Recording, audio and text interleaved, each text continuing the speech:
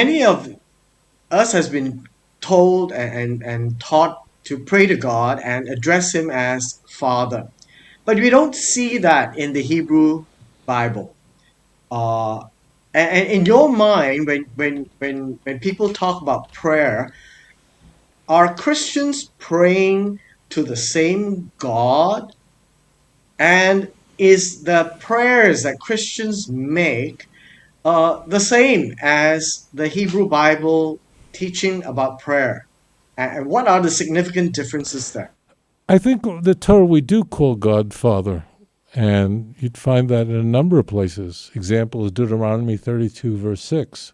We say, Halo hu avicha konecha, did not your Father who created you, who he made you, he established you, he's your creator. And conversely, the reciprocal of that relationship is that Badim atem laHashem Elokeichem, you are children of the Lord your God. I think it's not common, but it's there, and it's not. That's not a problem with Christianity, referring to God who is our Father.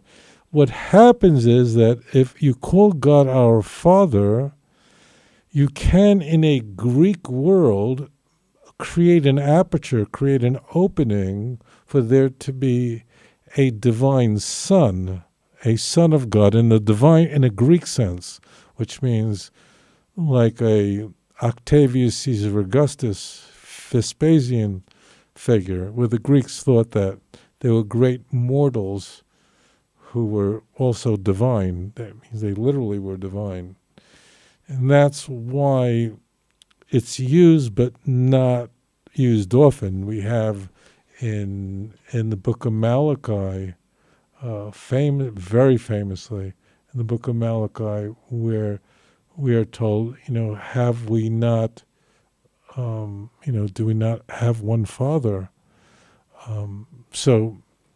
Which, of course, rejects any complex unity. But it's just not common. And that's because the idea of people being the Son of God was very common in the pagan world. There are people who just have very striking gifts. And sometimes people might think that these people are divine. They're just not like us. I understand the pagan world. Like, I get it. There are people who just have such brilliance, such genius, the people think these people can't be ordinary mortals. And Torah they don't mind us, they are. But and sometimes we find out about their own lives and we realize they really are more mortal than we'd like to think. So it's not a common term, but it is a term found in the Torah. But the Christians, of course, exploit this term of the Father because there is the Son. And the Son, like in the Great Commission, so there's the Father, the Son, and the Holy Spirit, with whom all nations must be baptized. So there's the distinction is playing out there. So it's not common in Jewish scriptures. In Jewish prayer, Avinu Malkeinu, my Father, my King, we do find it. It's just there's a little care because of the Torah doesn't tell us why, but it's the idea that there are just certain people who were so great. They use this in like in sports. They'll say he plays like a god. Are the gods with us on this day? Playing like that's how. But the Greeks really believe that about people. That these people that Hercules was a historical figure, but there's no way that he was such a great athlete that surely Zeus impregnated his mother. So that's So we don't use that. Torah doesn't use it a lot, but it does exist. It's in Malachi, the Navi says, "Halo of echad l'chulanu." Do we not have one Father? Halo kel echad baranu. Did not one God create us? right? So we do find it in Tanakh. It's just not that common. Is there any difference between a Jewish prayer as compared to a Christian prayer? I confess that I'm not that familiar with Christian prayers. That means I study Christian literature, but I don't go into churches. Um, Jewish prayers. So I have no expertise whatsoever in how Christians pray. From what I know, which is more than the average person, that among Protestants it really varies enormously, especially in the so-called non-denominational churches. I think they're called that way because they just don't want any kind of structure, you know.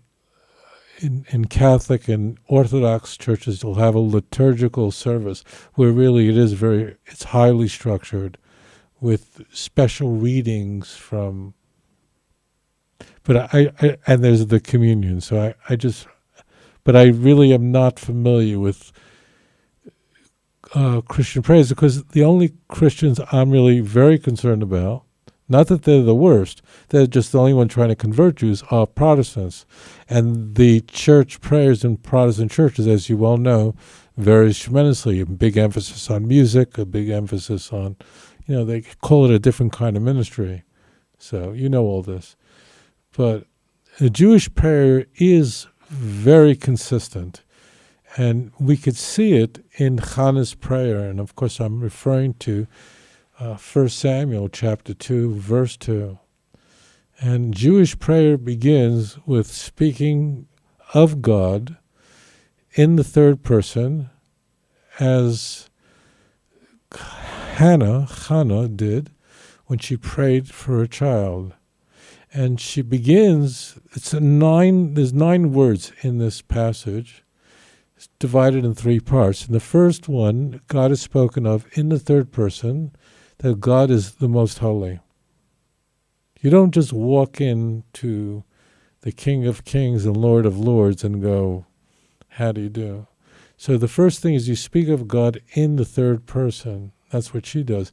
She goes, Ein kadosh ka'Hashem. There's no one holy like God. Nothing. That's your declaration. That's how all prayer is structured. Recognizing God in the third person.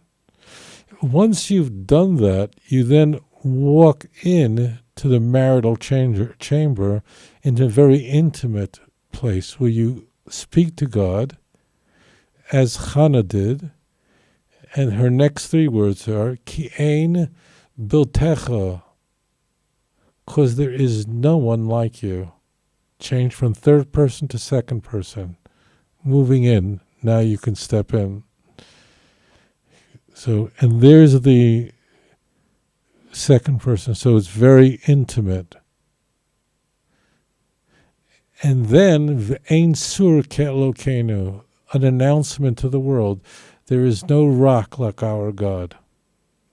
So that's how all Jewish prayers are structured, based on the way this prophet of God spoke.